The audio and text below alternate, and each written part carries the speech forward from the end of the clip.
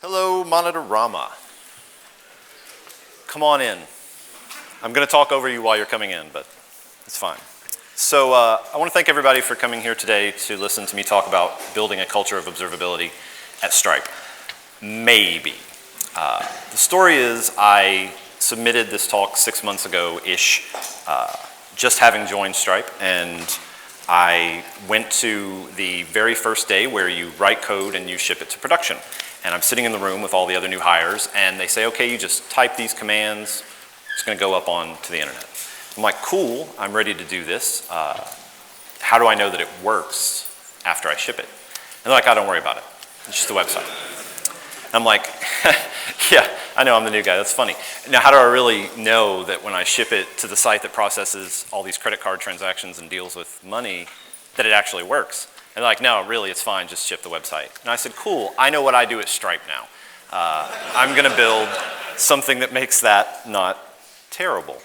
I am Cory Watson. I go by GFAT on the internets. I joined Stripe in August of last year. Previously, I worked at Keen.io doing analytics, and Twitter, where I also did some observability stuff. I'm a generalist by trade. I know a little bit of everything and a whole lot of nothing. The starting point, I already mentioned, Stripe had problems with observability.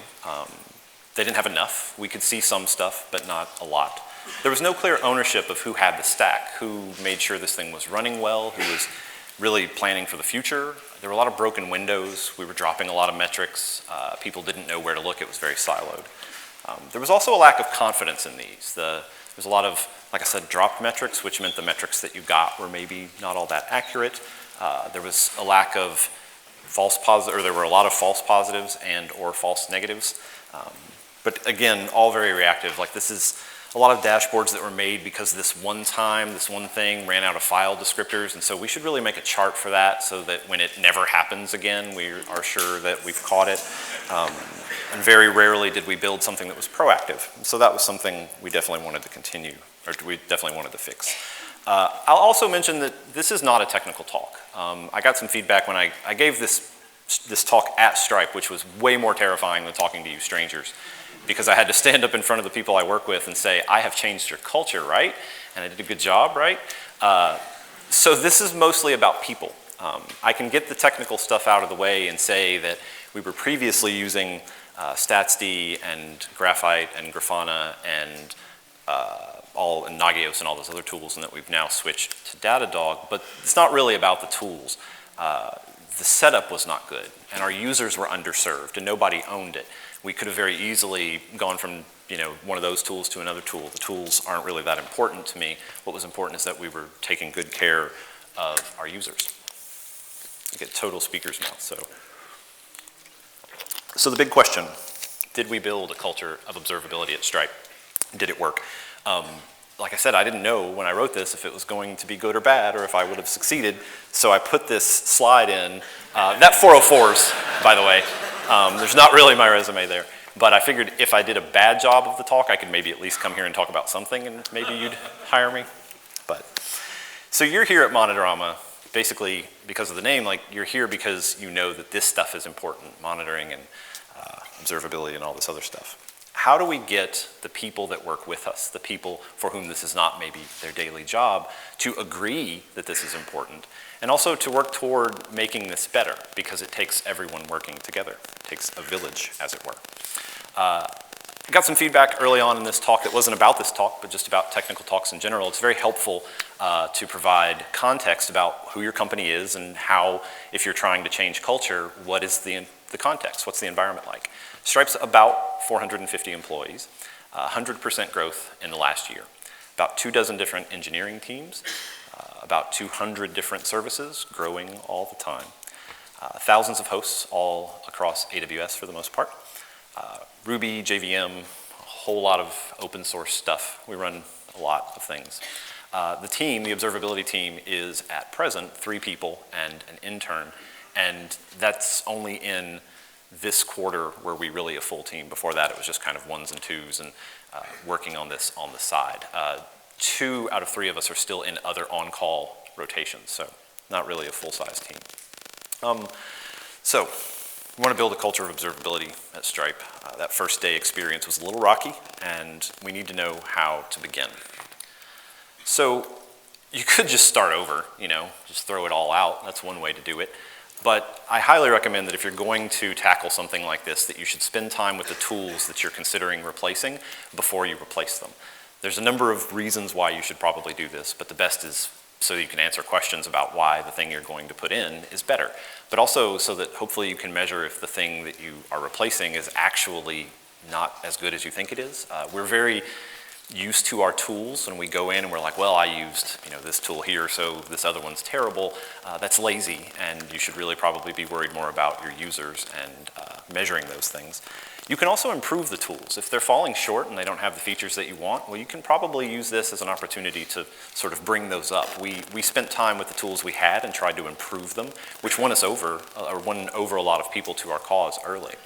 But worse you can totally replace it, I suppose, if you have to. I'm going to talk a little bit more about how we chose to replace our stuff. And also leveraging past knowledge. Stripe was big enough when I joined that there had been attempts to do this in the past. And so I went and sought out the people who knew where those bodies were buried and said, hey, could you take me back through that and show me maybe what went right or what went wrong, usually what went wrong. This is probably the most important slide in my talk. It's very easy to not be empathetic about this stuff, but it's really important if you want people to actually listen to you, to put yourself in their shoes. People generally, despite what we often see in incidents, are not evil, but they are very, very busy. They've all got deadlines and things they're supposed to ship, and they've got their own problems that are sort of pushing them through their day. They're also usually pretty stressed out. They're not just doing these things, like, oh, it's 5 o'clock, I'm gonna run off now. Like, they're busy and they're stressed out and they've got these other problems. Also, being a hater is just lazy. It's really easy to just say that it's bad and all this other stuff. Our culture is really good at this, but we should hold ourselves to something higher and not be haters. And at the end of the day, the tools and all this other stuff, this culture change is not just for the sake of culture change, it's about helping people be great at their jobs. We know that when you're confident about the deploys and the health and the performance of your systems, that your job works much better. We're happier and we get more done. By the way, this talk was 45 minutes, and then I learned yesterday it needed to be 30, so I'm hoping I'm not going to go over too bad, but I'm sure someone will yell at me. We totally just ended up replacing our existing system. I wanted to stand up here and give you a cool story about how we overcame and managed to make the existing system work, but I guess maybe we were lazy. But technically, it has worked much better so far. Overcoming momentum is tough. People are used to these tools. They use them every day. They don't want to change. I'm sure all of you really enjoy it when someone comes up and tells you you have to do a bunch of work you don't want to do. These people are no different. We ended up totally declaring bankruptcy on the metrics that we had because we found out that when we spoke with people and said, hey, tell me about the metrics we've got, it all ended with they just weren't really confident about them. They had been built up over 4 or 5 years and just sort of cobbled together, and so it really wasn't that big of a loss to declare bankruptcy. It also saved us some ops headaches. We were dropping almost all the packets, it seemed like, from a stats-D perspective. We were having problems scaling the writes with Graphite and all that other stuff. So this is also still an ongoing process for us. You will never fully replace and make these systems perfect. They basically require constant care like a garden. And so we've been able to largely switch everyone over to new systems, but the old systems still exist. Little tip, you can look this up on Wikipedia, which is where I got it from. Nemawashi is a Japanese concept of introducing change slowly. The canonical example that I was told was if you want to move a tree, dig up a little area around it, introduce some of the soil from the new place to the tree, and it makes it easier to move later. Quietly laying a foundation by speaking to people one-on-one, going out and saying, hey, we're looking to make this change. What do you think about this? And this is another strong tip I will give. Write down or type whatever and attribute the feedback you're given so that you can follow that loop up. People love to give feedback, but they love it even more when you actually do the feedback and then tell them about it afterward. Like, hey, you remember that time you told me to frazzle the WAS job? It's frazzled now. People love that. And they also will give you more feedback if they find that you're actually doing the thing that they asked you to do. Always ask how you can improve at the end. It's a really good muscle to build, to ask that question. I also am a strong fan of engaging discontent. If I see someone sort of make like offhanded side-eye remarks or throw a little shade about some of the stuff that we're building, I go and I talk to them directly. I get right out in front of it. Usually, it's not that big a deal, and we can solve it. Sometimes, I drink whiskey. Either way, we get a better system out of it in the end. If you're going to make these types of changes, I strongly recommend, this is probably the second most important slide, finding power users that are in your organization. Stripe had a handful of people peppered around the office that were really into this. And rather than trying to build something that we built sort of monolithically and pushed outward, we went out and found those people and said, what do you need to make this more of our culture? And we got all kinds of answers. Sometimes we got very specific ones, sometimes very broad ones, sometimes whiskey, but the end result was that we empowered those people. And I like to think that this is how you really do 10x engineering. It's you make a few people a little bit better who then empower other people who empower other people, and before you know it, everybody's more effective. And then you get, I don't know, maybe it's just the parent in me, but you get a lot of fun out of watching this grow and seeing this thrive throughout the organization. It's also more fulfilling to me than shipping things individually. So value is another big one. What is it you're actually trying to improve in this? Nicole's talk just a moment ago told us that if you're not measuring it, how do you know you're making it better? What is it that you're trying to improve? Are you trying to improve confidence? Are you trying to improve reliability, performance? I don't know what it is. But you need to be thinking about that and trying to decide whether or not it is working. I did a very short stint as a product manager at Twitter, or at least thought about doing it. And one of the things that they showed was you really have to think every day about, this is the thing I'm trying to accomplish, is this the best solution? We get very wrapped up in this idea that we have to ship a thing, like we named it and we created it and we're gonna ship foo and that's success, but that's not success. Success is actually accomplishing the thing that you said you wanted to accomplish in terms of measurement and goals. So the next couple slides, I totally did not work with Greg this morning, but he totally had one of my slides. What is observability? Why do we want it? This is probably going to make this talk not go very slow. Maybe you've seen this before.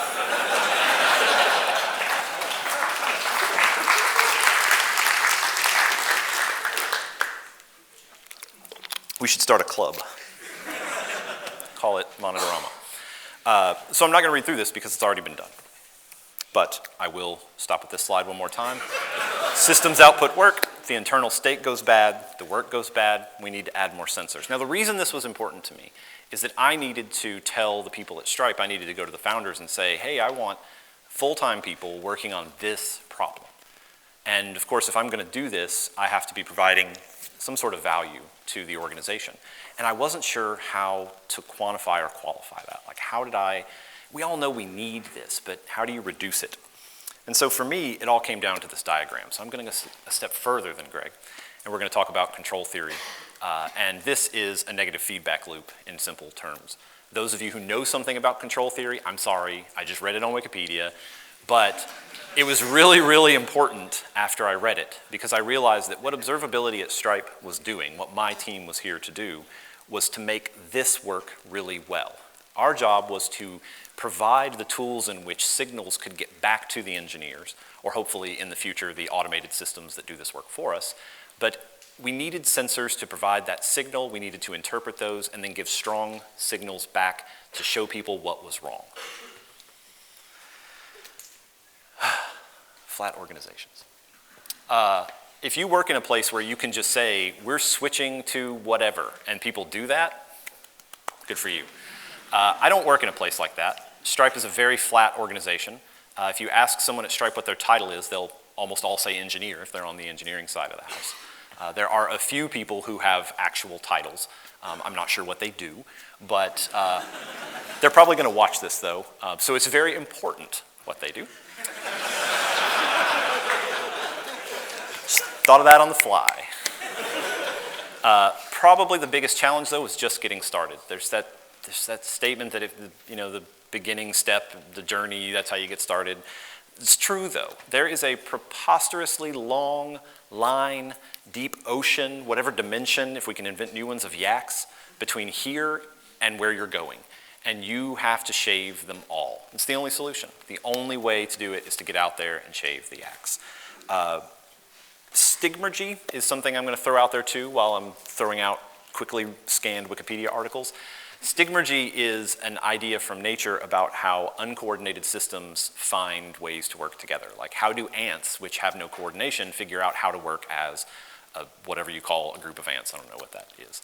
A hive? I don't know. The stigmergy is this idea that if I go out and I do work and I leave traces of it in the environment, other people are going to come along and do that work as well, especially if it's good work. And so if you're going to go out and start shaving some yaks and you're in a flat organization where you can't necessarily command people to come help you, if you do the work, they will come. I believe that's also a thing that's been said before. Do the work and they'll come. Another good tip, strike when opportunities arise. If there's an incident and you can use that as a way to leverage and get observability up to the forefront, it's a really good way to get help. It's also kind of sucky because you end up involved in every single incident, but you know, get over it. Advertising is one that I find kind of interesting. Advertising is maybe not something, we're not known as the most social group of people, but advertising is important. Showing people the work that you're doing is incredibly valuable. Otherwise, how the hell do they know that you're doing it? Don't be afraid to celebrate the work that you're doing. If you're a little uncomfortable celebrating the work that you're doing, well, if you love it, then that's also a little weird. But if you are not comfortable celebrating your work and it makes you feel a little funny, celebrate the work of your team. Even more so, if you're working with other people, if you're empowering other teams, celebrate their work. Keep taking it out. Keep celebrating the knock-on effects of this work instead of just the work that you're doing personally. Also, I find this one very humbling, and I'm using that word because it's better than feeling horrible about yourself, but going out to other teams and saying, hey, I don't know a lot about what you do. Can you teach me what you're doing so that I can learn how to better observe it? That is way better than going to people and saying, you suck at observing and you need to get better at it and you should feel bad about yourself. There's the whole way more with honey than vinegar thing, going to people and offering to help and then learning. Financial ops at Stripe is a world that I didn't know a lot about, and they had really interesting problems because I'm sure all of you have looked at Stripe. We're well known for having a nice API and a good customer experience there. How we interface with the banks though, we are doing you a very large service. And so that part of it, learning how to observe and monitor that, it is crazy how that works. And so that was something that was really interesting to me. We also Stripe's got this habit of teams sending monthly state of emails where you summarize all the work that's been done. This is a tool we use heavily for this to advertise and show the work that we're doing. We also tend to have a lot of fun with it. There's a whole lot of animated GIFs and crazy stuff. You can ask me about that later. I had some slides with cool examples, but I had to take them out because I ran out of time. This was mentioned earlier in Greg's talk about we have to do better than just thresholds and squawking weird messages to people that say that your who's a what's-its are full and you got to fix it. That's not, no one cares, no one wants to see that.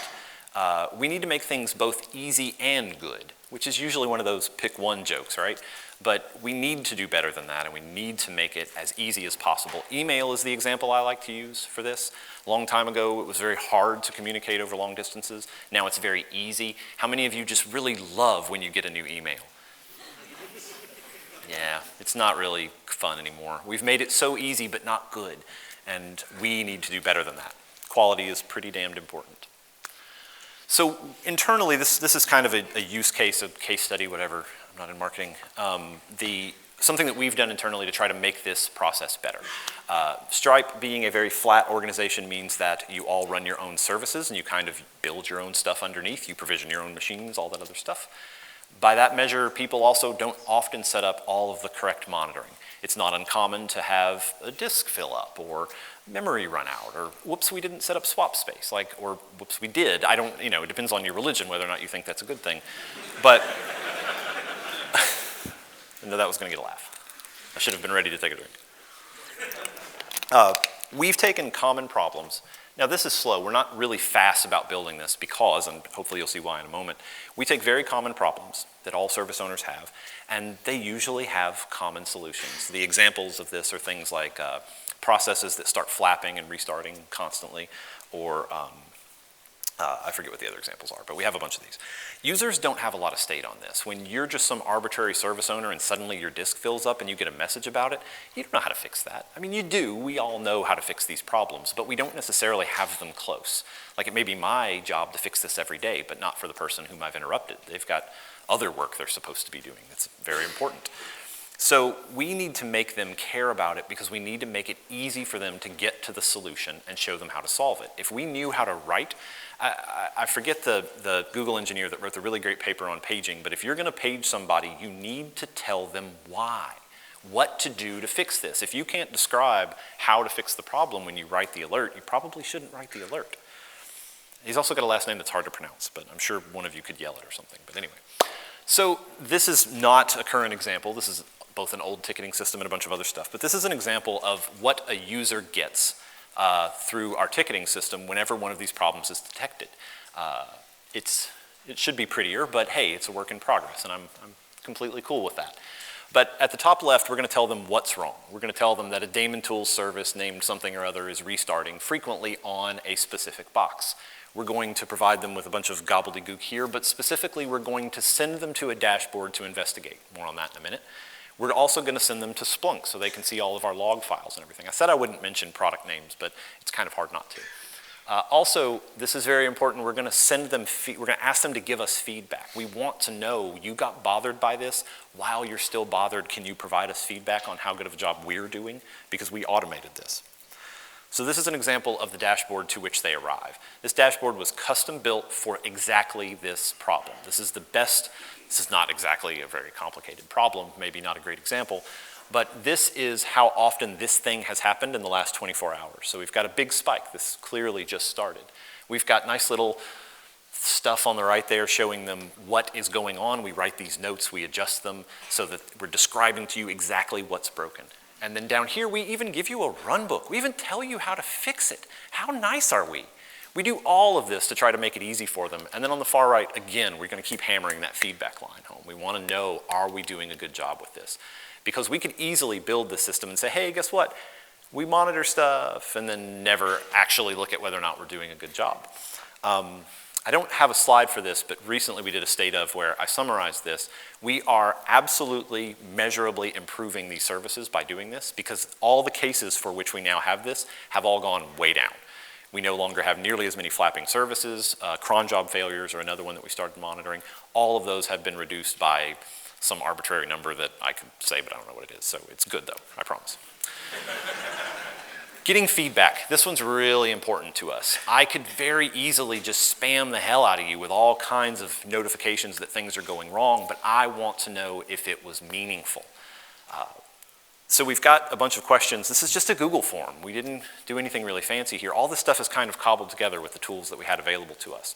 Was this alert helpful in diagnosing a problem? Was there actually a problem? Did we just invent a false positive? Do you have any suggestions for how we could improve this? Do you have any suggestions for what we as observability could do? I've got some stats on feedback on this later too. Something else we noticed, and this was kind of an accident, we decided that we were not doing a good job of like penetrating the team and getting all of them to understand what all this stuff meant. So we decided, hey, we need to do onboarding curriculum. And then later we realized that with Stripe growing 100% over the last year, there are very soon to be more of them than there are of us being the ones that have been around for a while. So maybe we should just go in and tell them we've all got a culture of observability and just totally fake it till we have one, because before you know it, they'll be the only ones here. So that's worked pretty well, I guess. We've given 3 consecutive hiring classes now, this new spin-up curriculum. And you know, these people don't know any different. They don't know that we have a sort of sorted past of this and we've not been great at it. But also this other stuff I'm not going to spend a ton of time on, but we're still having trouble teaching even the wise old folks that have been around for a while, all the nuance of like how to deal with tagging and schemas and how a counter is actually stored as a rate, but with the window, and then we multiply it, and it's all normalized to per second, and like all this other stuff that we all think is super cool and fun. They don't care. We just need to make the tools good enough that they don't have to think about it a lot. Ownership at Stripe doesn't exist a lot. People make things and they put it in production and they just walk off. Like, we're getting better, but also those of you who are building tools that we're using or that you want to sell to us, the story for this with teams is just bad. I don't want everyone at Stripe to see every single alert that's firing. That's not really helpful to them. They want to see the things that are relevant to the areas they work in. This is maybe a good way to reduce alert fatigue, which we're going to hear more about later. But this, not for me, but this is something that's, our organization was very ready for this. Management's really been on it to let us like go out and say, well, if nobody owns it, we're just going to destroy it. And then suddenly people come back and like, wait, no, we use that. And I'm like, cool, you own it now. That almost works sometimes. So, did it work? Does Stripe have a culture of observability? Well, I'm here and I'm talking about it. You know, yeah, we do. I stood up in front of people that I work with and that worked at Stripe well before I did, and I said yes, and nobody got mad at me. So many of them even told me I was right. So I think we've done a good job, especially with some teams. I mentioned our financial ops team. Those people, man, they love this stuff. They've got cool big TVs now that show all their dashboards and all this stuff, and it's really nice. Some other teams, they're kind of the same. They've switched, but they haven't necessarily really fallen into it as heavily as others. And then there may be still a few teams that are like, what? A dashboard? Metric? What? I don't know. These are also people who usually aren't on call. Usage, we have about 200 plus dashboards created in the new system. There were 339 in the old one, but they had 2 years. We did that in 6 months. I'm pretty happy about that. Now, again, just measuring dashboards is a bad thing, right? Because people could just spam dashboards, but it's the metrics we've got. About 200 different monitors created. There were dozens in the old system. That's huge. People trust this one, and that makes me feel great. About 3,000 distinct metrics. I have nothing to compare it to because we use tags and stuff in this new system. It's not even really apples to oranges. All the feedback that we've gotten from the aforementioned automated monitor stuff, all positive, an average of 4.5 out of 5. But we've only gotten about 2.5% response rates to the total number of tickets we've created. We could probably improve that by reducing it by some dimensions, but 2.5%, I'll take it.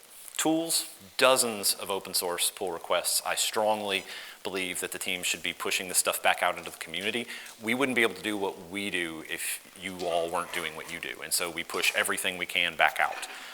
Vast improvement over the old pipeline. We used to drop as many as 60% of metrics that were going into the back ends.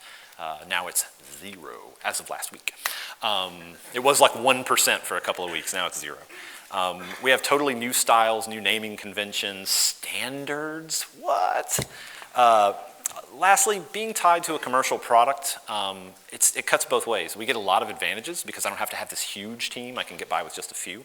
But also, we're not the most important thing in the world to them. And so we have to scrap for some of the things that we want. And sometimes we get them, and sometimes that we don't. Adjustments that we had to make on the way. I don't come from a logging background. I come from straight up metrics. And so they had all this logging stuff and I just wanted to turn up my nose at it. I didn't want to work with it. I've had to get over that. The logging stuff's pretty powerful. A lot of people fall back to it. We still build some of our dashboards in it. I'm mostly okay with that. I've had to get okay with it. We're beginning to work now on strategic stuff. We got by with just like replacing what we had, but now we need to start making things better. We need to start justifying and improving those metrics ourselves. We also need to do way better about measuring what we do and the metrics that we are building. Like we need to measure, are we decreasing mean time to detection? Like is that maybe what our goal is? We're not good about measuring it yet and we need to be. Also, writing good monitors is still super, super hard. Like just last week is like, well, we had a monitor that said, did it go over this many transactions per second, but we didn't have one that said, was it 0? And so when it went down, nobody knew about it. Well, that's something we should have built in. You need both sides of the bound. You can't just assume that there's gonna be too much work all the time. I know we're optimistic creatures, but we need to make it easy for people.